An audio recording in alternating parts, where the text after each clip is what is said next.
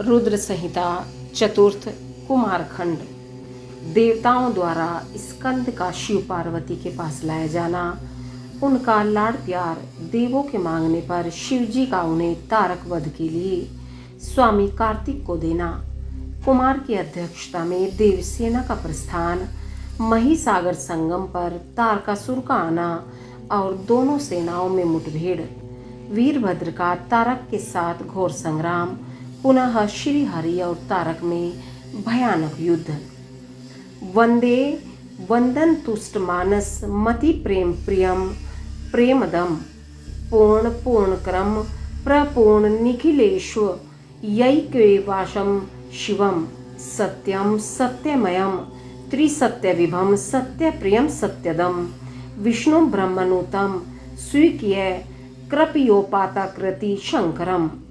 वंदना करने से जिनका मन प्रसन्न हो जाता है, जिन्हें प्रेम अत्यंत प्यारा है, जो प्रेम प्रदान करने वाली पूर्णानंदमय भक्तों की अभिलाषा पूर्ण करने वाले संपूर्ण ऐश्वर्यों के एकमात्र आवास स्थान और कल्याण स्वरूप हैं। सत्य जिनका श्री विग्रह है, जो सत्यमय है, जिनका ऐश्वर्य त्रिकालाबाधित है, जो सत्य प्रिय एवं सत्य प्रदाता हैं। ब्रह्मा और विष्णु जिनकी स्तुति करते हैं, स्वेच्छा अनुसार शरीर धारण करने वाले उन भगवान शंकर की मैं वंदना करता हूँ। श्री नारद जी ने पूछा, देवताओं का मंगल करने वाले देव परमात्मा शिव तो सर्वसमर्थ हैं। आत्माराम होकर भी उन्होंने जिस पुत्र की उत्पत्ति के लिए पार्वती के साथ विवाह किया था, उनके वह पुत्र किस प्रकार उत्पन्न हुआ तथा तारकासुर का वध कैसे हुआ। ब्राह्मण, मुझ पर कृपा करके यह सारा वृतांत पूर्ण रूप से वर्णन कीजिए। इसके उत्तर में ब्रह्मा जी ने कथा प्रसंग सुनाकर कुमार के गंगा से उत्पन्न होने तथा कृतिका आदि 6 स्त्रियों के द्वारा उनके पाले जाने, उन 6 की संतुष्टि के लिए उनके 6 मुख धारण करने और कृतिकाओं के द्वारा पाले जाने के कारण उनका कार्तिकेय नाम होने की बात कही। तदंतर उनके शंकर गिरिजा की सेवा में लाए जाने की कथा सुनाई।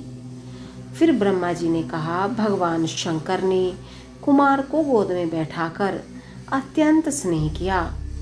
देवताओं ने उन्हें नाना प्रकार के पदार्थ, विद्याएं, शक्ति और अस्त्र शस्त्र आदि प्रदान किए। पार्वती के हृदय में प्रेम समाता नहीं था। उन्होंने हर्षपूर्वक मुस्कुराकर कुमार को परमोत्तम ऐश्वर्य प्रदान किया, साथ ही चिरंजीवी भी बना दिया। लक्ष्मी ने दिव्य संपत्ति तथा एक विशाल एवं मनोहर हार अर्पित किया। सावित्री ने प्रसन्न होकर सारी सिद्ध विद्याएं प्रदान की। मुनि श्रेष्ठ, इस प्रकार वहां महोत्सव मनाया गया। सभी के मन प्रसन्न थे। विशेषतः शिव और पार्वती के आनंद का पार नहीं था। इसी बीच देवताओं ने भगवान शंकर से कहा, प्रभो, यह तारकासुर कुमार के हाथों ही मारे जाने वाला है, इसलिए ही यह पार्वती परिणय तथा कुमारोत्पत्ति आदि उत्तम चरित्र घटित हुआ है। अतः हम लोगों के सुखार्थ उसका काम तमाम करने के हेतु कुमार को आज्ञा दीजिए। हम लोग आज ही अस्त्र शस्त्र से सुसज्जित होकर तारक को मारने के लिए यात्रा करेंगे। ब्रह्मा जी कहते हैं, मुनि, यह सुनकर भगवान शंकर का हृदय दयाद्र हो गया। उन्होंने उनकी प्रार्थना स्वीकार करके उसी समय तारक का वध करने के लिए अपने पुत्र कुमार को देवताओं को सौंप दिया। फिर तो शिव जी की आज्ञा मिल जाने पर ब्रह्मा, विष्णु आदि सभी देवता एकत्र होकर घू को आगे करके तुरंत ही उस पर्वत से चल दिए। उस समय श्री हरि आदि देवताओं के मन में पूर्ण विश्वास था कि ये अवश्य तारक का वध कर डालेंगे। वे भगवान शंकर के तेज से भावित हो कुमार के सेनापतित्व में तारक का संहार करने के लिए आए। उधर महाबली तारक ने जब देवताओं के इस युद्धोद्योग को देखा तब वह भी एक विशाल सेना के साथ देवों से युद्ध करने के लिए तत्काल ही चल पड़ा। उसकी उस विशाल वाहिनी को आती देख देवताओं को परम विस्मय हुआ। फिर तो वे बलपूर्वक बारंबार सिंहनाद करने लगे। उसी समय तुरंत ही भगवान शंकर की प्रेरणा से विष्णु आदि संपूर्ण देवताओं के प्रति आकाशवाणी हुई। आकाशवाणी ने कहा, देवगण, तुम लोग जो कुमार के अधिनायकत्व में युद्ध करने के लिए उद्यत हुए हो, इससे तुम संग्राम में दैत्यों को जीतकर विजयी होगे। ब्रह्मा जी कहते हैं, मुने, उस आकाशवाणी को सुनकर सभी देवताओं का उत्साह बढ़ गया। उनका भय जाता रहा और वे वीरोचित गर्जना करने लगे।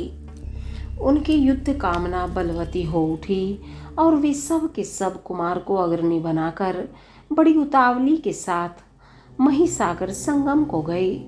उधर बहुसंख्यक असुरों से घिरा हुआ वह तारक भी बहुत बड़ी सेना के साथ शीघ्र ही वहां आ धमका जहां वे सभी देवता खड़े थे। उस असुर के आगमन काल में प्रलयकालीन मेघों के समान गर्जना करने वाली रणभेरियां तथा अन्य कर्कश शब्द करने वाले रणवाद्य बज रहे थे। उस समय तारकासुर के साथ आने वाले दैत्य ताल ठोकते हुए गर्जना कर रहे थे। उनके पदाघात से पृथ्वी कांप उठती थी। उस अत्यंत भयंकर कोलाहल को सुनकर भी सभी देवता निर्भय ही बने रहते। वे एक साथ मिलकर तारकासुर से लोहा लेने के लिए डटकर खड़े हो गए। उस समय देवराज इंद्र कुमार को गजराज पर बैठाकर सबसे आगे खड़े हुए। वे लोकपालों से घिरे हुए थे और उनके साथ देवताओं की महती सेना थी। तत्पश्चात कुमार ने उस गजराज को तो महेंद्र को ही दे दिया और वे स्वयं एक ऐसे विमान पर आरूढ़ हुए जो परम आश्चर्यजनक तथा नाना प्रकार के रत्नों से सुशोभित था। उस समय उस विमान पर सवार होने से सर्वगुण संपन्न महायशस्वी शंकर पुत्र कुमार उत्कृष्ट शोभा से संयुक्त होकर सुशोभित हो रहे थे। उन पर परम प्रकाशमान चंवर डुलाए जा रहे थे। इसी बीच बलाभिमानी एवं महावीर देवता और दैत्य क्रोध से विवल होकर परस्पर युद्ध करने लगे। उस समय देवताओं और दैत्यों में बड़ा घमासान युद्ध हुआ। क्षण भर में ही सारी रणभूमि रुंड मुंडों से व्याप्त हो गई। तब महाबली तारकासुर बहुत बड़ी सेना के साथ देवताओं से युद्ध करने के लिए वेग पूर्वक आगे बढ़ा। उस रण दुर्मदारक को युद्ध की कामना से आगे बढ़ते देखकर इंद्र आदि देवता तुरंत ही उसके सामने आए। फिर तो दोनों सेनाओं में महान कोलाहल होने लगा। तत्पश्चात देवों तथा असुरों का विनाश करने वाला ऐसा द्वंद्व युद्ध प्रारंभ हुआ जिसे देखकर वीर लोग हर्षोत्फुल्ल हो गए और कायरों के मन में भय समा गया। इसी समय वीरभद्र कुपित होकर महाबली प्रमथ गणों के साथ वीराभिमानी तारक के समीप आ पहुंचे। वे बलवान गणनायक भगवान शिव के कोप से उत्पन्न हुए थे। अतः समस्त देवताओं को पीछे करके युद्ध की अभिलाषा से तारक के सम्मुख डट गए। उस समय परमत गणों तथा सारे असुरों के मन में परमोल्लास था। अतः वे उस महासमर में परस्पर गुत्थम गुत्थ होकर जूझने लगे। तदंतर वीरभद्र से तारक का भयानक युद्ध हुआ। इसी बीच असुरों की सेना रण से विमुख हो भाग चली। इस प्रकार अपनी सेना को तितर बितर हुई देख उसका नायक तारकासुर क्रोध से भर गया और 10,000 भुजाएं धारण करके सिंह पर सवार हो देवताओं को मार डालने के लिए वेग पूर्वक उनकी ओर झपटा। वह युद्ध के मुहाने पर देवों तथा प्रमथ गणों को मार मार कर गिराने लगा। तब प्रमथ गणों के नेता महाबली वीरभद्र उसके उस कर्म को देखकर उसका वध करने के लिए अत्यंत कुपित हो उठे।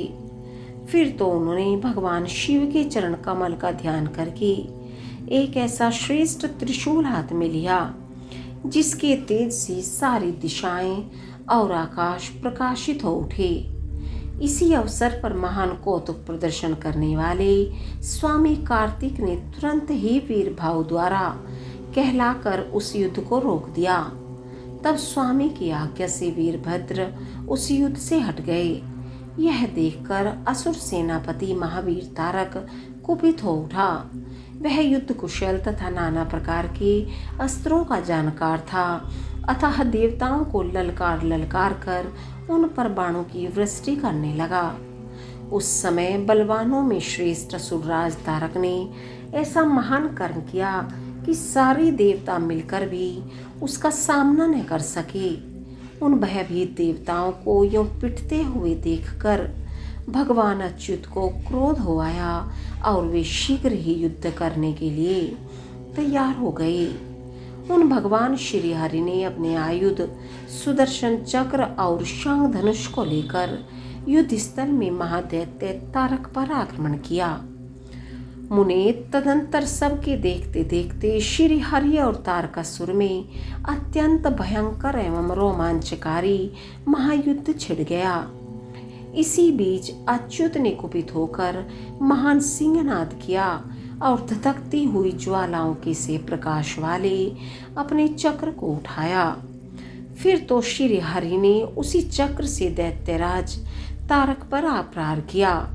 उसकी चोट से अत्यंत व्यथित होकर वह असुर पृथ्वी पर गिर पड़ा, परंतु वह असुर नायक तारक अत्यंत बलवान था, अतः तुरंत ही उठकर उस दैत्यराज ने अपनी शक्ति से चक्र के टुकड़े टुकड़े कर दिए।